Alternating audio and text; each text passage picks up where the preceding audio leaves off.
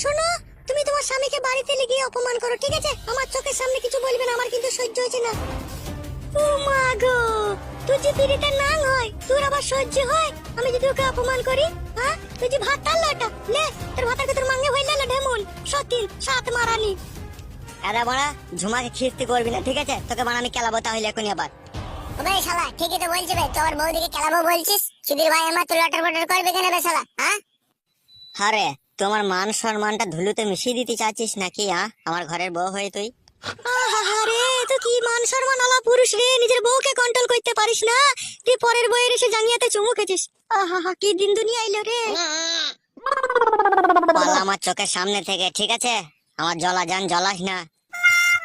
পালাবো কেন রে বারো চোদ, আমি পালাবো কেন? তুই ঝুমাকে কর, তুই কর না, আমি দেখছিলে, তুই কর কর ওকে কর, লাগা না তোকে, আমি দেখলি তো কি অসুবিধা রে বুকাচ্ছুতা, সবাই তো দেখছে, আমি দেখলি কি হবে রে?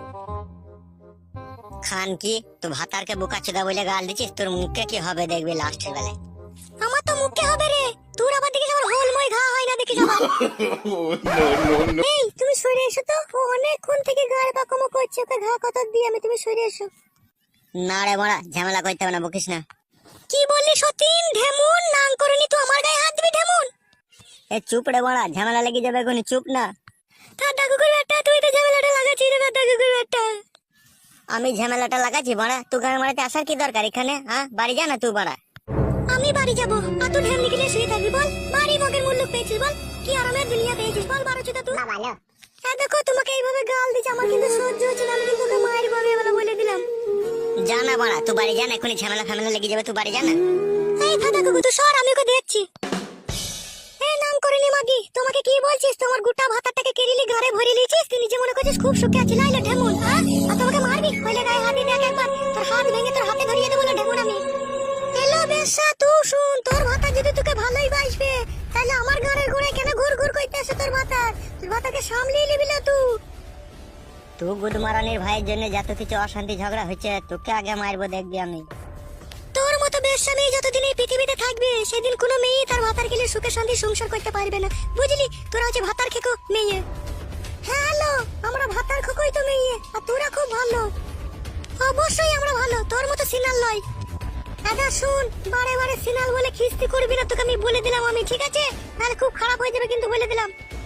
খারাপ তো তুই আমার সবই করেছিস, তোমার কি বাকি রেখেছিস? তোমার সুখের সংসারকে ভেঙে তাসনাস করে দিয়েছিস, তোমার কি ভালো বাকি রেখেছিস? লাইলে ঢেমন কে ঢেমন, ভালো করে দেখ গা। এ পালিয়ে আয় রে গুদমারানি, তোকে আমি মারবো কিন্তু, আমি বলে দিলাম। দেখো, এইরকম নোংরা মেয়ের পেছনে পড়ে থেকে নিজের জীবনটাকে নষ্ট করো না, তুমি বাড়ি চলো। হ্যালো, তুই এই কথাটা আমাকে বাড়িতে ভালোভাবে বললেই তো পারতিস, তুই কেন কি গান মারাতে ঝামেলা করতে এলি? আমি আসতে চাইনি, আমাকে ঢুলু ডেকে নিয়ে এলো তোমার কাছে। গুদমারানির ভাই, তুই বিশাল বড় বেরিয়ে গেছিস। ওগো বাড়ি চলো তুমি। ওই জন্যই বাড়া মানুষের উপকার করতে নাই বাড়া। গায়ে মারা গা তোরা, আমি এটা চললাম। ওগো স্বামী, তুমি বাড়ি চলো স্বামী, তুমি যা চাইবে আমি তোমাকে তাই দেবো স্বামী, তুমি এসব করো না স্বামী, চলো বাড়ি চলো তুমি। দেখ বড়া, ঠিক বলছিস তো? আমি যা চাইবো তাই দিবি তো তুই?